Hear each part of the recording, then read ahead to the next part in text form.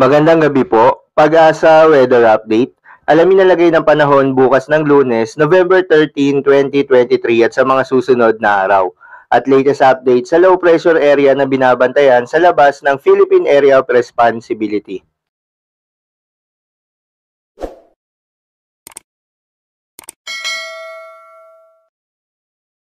Patuloy pong epekto ng dalawang weather systems sa ating bansa. Una na po dyan yung malamig na northeast monsoon or amihan dito po sa malaking bahagi ng Northern Luzon, habang meron tayong shear line o yung linya pa rin po kung saan nagtatagpo ang malamig na amihan plus mainit na hangin galing Pacific Ocean. Samantala po, patuloy din nating minomonitor ang low pressure area sa labas ng Philippine Area of Responsibility over the Pacific Ocean. As of 3 in the afternoon ay nasa higit 1,600 kilometers ang low pressure area sa silangan po ng Mindanao. Base sa ating analysis, mataas ang tsansa na ito'y maging isang tropical depression or ganap na bagyo na within the next 36 hours or hanggang bukas. Base po sa forecast track ng Pag-asa or forecast analysis po ng Pag-asa, for the next 2 days or hanggang sa Tuesday ng gabi ay naasang mabagal na kikilos pakaliwa or westward itong nasabing weather disturbance. At unti-unting lumalakas given po na favorable yung ating weather conditions, gaya ng mainit na sea surface temperature plus mababang vertical wind shear or hindi masyado nagkakaiba yung hangin sa ibaba at itaas na parte ng atmosphere.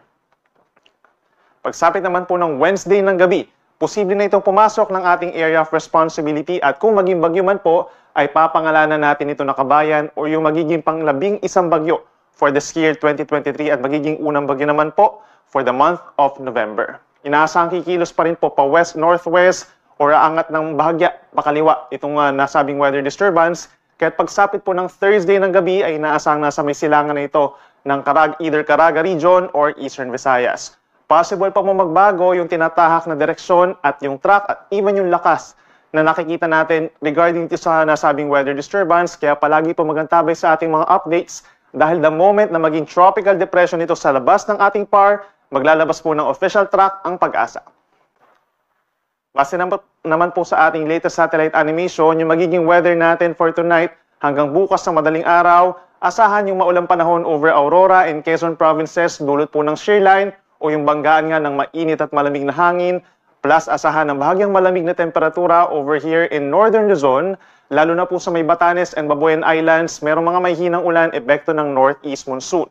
Asahan naman yung mga isolated light rains over the rest of Cagayan Valley, Cordillera region and Ilocos region na sasamahan ng puno-pulong pag-ambon lamang po. And for the rest of the country, kabilang po ang Metro Manila, generally bahagyang maulap hanggang maulap ang kalangitan overnight na sasamahan lamang ng mga localized thunderstorms o itong mga puti dito sa may parting Palawan, sa may Basilan, Sulu and Tawi-Tawi. May mga isolated rain showers pa sa ilang bahagi po ng Visayas and Mindanao. At walang direct effect yung nasabing low pressure area. Tomorrow naman po, araw ng Lunes, that's November 13, asahan ng mataas na tsansa ng ulan over Bicol region, gayon din ng Quezon Province at mga probinsya pa po ng Laguna and Rizal. Epekto po yan ng shear line, kaya't mag-ingat po sa mga posibleng pagbaha at pagguho ng lupa. Magdala rin po ng payong ang ating mga kababayan over Aurora, Cagayan Valley at halos buong Cordillera Administrative Region, dulot po ng northeast monsoon or amihan, asahan yung mahina hanggang katamtaman ng mga pag-ulan. Habang sa natitirang bahagi po ng Southern Luzon, lalo na dito sa may Oriental Mindoro, Marinduque and Romblon, mataas po ang tsansa ng mga pag-ulan umaga pa lamang, bagamat sumisilip si Haring Araw.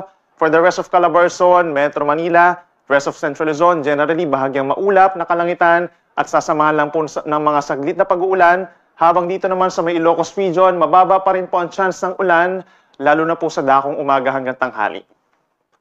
Sa ating mga kababayan po sa Visayas, asahan pa rin ang mataas na tsansa ng ulan dito po sa may Eastern Visayas, lalo na sa mga probinsya ng Northern Samar and Eastern Samar. Magdala po ng payong at mag-ingat sa mga posibleng pag-uulan na maaaring mag-cause ng mga flash floods or landslides. Dito naman po sa Western and Central portions of Visayas, bahagyang maulap hanggang maulap ang kalangitan. Aasahan din po ang mga pag-ulan, lalo na dito sa may parte Aklan and Capiz. Epekto na rin po yan na unti-unting pagbaba nitong shear line at may mga localized thunderstorms in other areas of Panay Island and Central Visayas. Habang dito naman po sa Mindanao, bahagyang maulap at minsang maaraw pa rin ang kalangitan, nasasama ng mainit at maalinsangan na tanghali, lalo na po dito sa may southern portions of Mindanao. Sa dakong hapon hanggang sa madaling araw, may mga localized thunderstorms tayo na wala pong kinalaman dun sa low pressure area na nasa labas ng ating area of responsibility. For tonight, asahan po natin ng matataas na mga pag-alon dahil sa paglakas ng amihan hanggang 5 meters po, nasa halos 2 palapag ng gusali ang aabutin dito sa may parting Batanes, baybayin ng Ilocos Norte at hilagang baybayin po ng Cagayan, kabilang na ang Babuyan Islands. May tendency po na pagbawalan pumalawat ang ating mga kababayan doon, lalo na yung mga nangingisda. And given na sa mga susunod po na araw ay lalakas pa itong ating northeast monsoon, mataas din ang tsansa na magkakaroon din tayo ng mga sea travel suspensions at matataas na alon dito po sa baybayin ng Ilocos Region hanggang sa may Zambales at dito rin po sa kabilang banda sa may Cagayan Valley, pababa po ng Aurora, Quezon at silangang baybayin pa po ng Bicol Region. And for the next 3 days, asahan pa rin po ang mga pag-uulan dulot ng shear line over the eastern sections of Southern Luzon and Visayas, habang dito sa may Northern, Central Luzon at ilang parte pa po ng Southern Luzon ay may epekto na po ng northeast monsoon. So bababa ang temperatura lalo na po sa madaling araw ng karamihan ng ating mga kababayan. Habang pagsapit po ng Thursday, Wednesday ng gabi hanggang Thursday, dahil nga po lumalapit itong low pressure area na possible na maging bagyo, yung trough or yung extension nito ay magpapaulan naman over the eastern sides of Visayas and Mindanao. So kung dito sa Metro Manila, kung mapapansin po nila, mababa na yung chance ng mga thunderstorms dahil po lumalakas yung ating northeast monsoon. So asahan lamang po yung mga isolated light rains, mostly makulimlim po ang panahon, pero hindi naman po sasamahan niya ng malalakas at tuloy-tuloy na ulan. Sa ating mga kababayan po sa Baguio City and the rest of Cordillera region na rin po, asahan ng unti-unting pagbaba ng temperatura. Possible po yung 14 to 15 degrees Celsius sa madaling araw at sasamahan din ito ng makulimlim na panahon at meron lamang pong tsansa ng mahina hanggang katamtaman na ulan, lalo na po sa Tuesday. Sa ating mga kababayan over Bicol Region, asahan pa rin po ang maulang panahon Tuesday hanggang Thursday. So kung lalabas po ng bahay ay magdala po ng payong. Meron tayong pamisang-misang malakas na ulan na posible po magdulot ng mga pagbaha at pagguho ng lupa doon. Sa atong mga kaigsonan din na over Metro Cebu, Tuesday and Wednesday, bahagyang maulap at minsang maaraw naman ng kalangitan, nasasamahan ng mga localized thunderstorms or pulupulong mga pag-ulan at pagkidlat pagkulog pagsapit ng hapon. Then pagsapit ng Thursday, mataas na ang tsansa ng mga pag-ulan pagsapit po ng tanghali pa lamang at maring magkaroon na ng mga pag-ulan pagsapit po ng Friday hanggang sa weekend dahil doon sa paglapit ng weather disturbance. At panghuli sa atong mga kaigsonan din na over Metro Davao, Tuesday and Wednesday, bahagyang bubuti pa naman po yung panahon doon at sasamahan lang ng mainit at malinsangang panahon hanggang 33 degrees Celsius. Then pagsapit po ng Thursday, magiging makulimlim na ang malaking bahagi ng Caraga and Davao Region at sasamahan din yan ng mataas na tsansa ng ulan, lalo na po sa may Davao Oriental and Surigao provinces. Mag-ingat sa mga pagbaha at pagguho ng lupa at magpapatuloy yung mga pag-ulan bago mag-weekend.